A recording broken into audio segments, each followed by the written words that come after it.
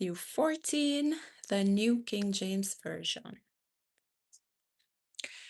And at that time, Herod the Tetrarch heard the report about Jesus and said to his servants, "This is John the Baptist.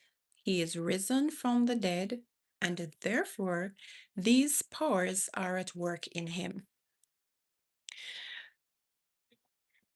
For Herod had laid hold of John and bound him and put him in prison for the sake of Herodias, his brother Philip's wife, because John had said to him, "It is not lawful for you to have her." Although he wanted to put him to death, he feared the multitude because they counted him as a prophet. But when Herod's birthday was celebrated, the daughter of Herodias danced before them and pleased Herod. Therefore, he promised with an oath to give her whatever she might ask. So she, having been prompted by her mother, said, "Give me John the Baptist's head here on a platter." And the king was sorry. Nevertheless, because of the oaths and because of those who sat with him, he commanded it to be given to her. So he sent and had John beheaded in prison. And his head was brought on a platter and given to the girl, and she brought it to her mother. Then his disciples came and took away the body and buried it, and went and told Jesus. When Jesus heard it, he departed from there by boat to a deserted place by himself. But when the multitudes heard it, they followed him on foot from the cities. And when Jesus went out, he saw a great multitude, and he was moved with compassion for them and healed their sick. When it was evening, his disciples came to him, saying, "This is a deserted place, and the hour is already late. Send the multitudes away that they may go into the villages and buy themselves food." But Jesus said to them, "They do not need to go away. You give them something to eat." And they said to him, "We have here only 5 loaves and 2 fish." And he said, "Bring them here to me." Then he commanded the multitudes to sit down on the grass. And he took the 5 loaves and the 2 fish, and looking up to heaven, he blessed and broke and gave the loaves to the disciples, and the disciples gave to the multitudes.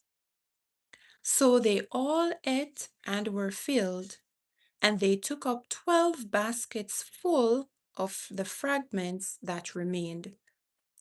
Now those who had eaten were about 5,000 men, besides women and children.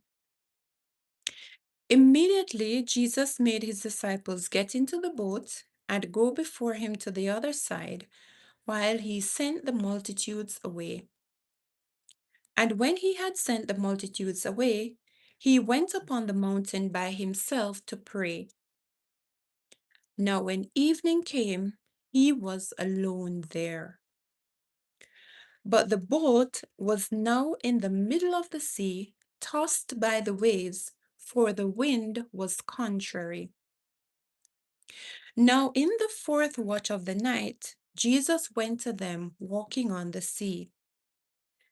And when the disciples saw him walking on the sea, they were troubled, saying, "It is a ghost!" And they cried out for fear. But immediately Jesus spoke to them, saying, "Be of good cheer. It is I. Do not be afraid." And Peter answered him and said, "Lord, if it is you, command me to come to you on the water." So he said, "Come." And when Peter had come down out of the boat, he walked on the water to go to Jesus. But when he saw that the wind was boisterous, he was afraid, and beginning to sink, he cried out, saying, Lord, save me.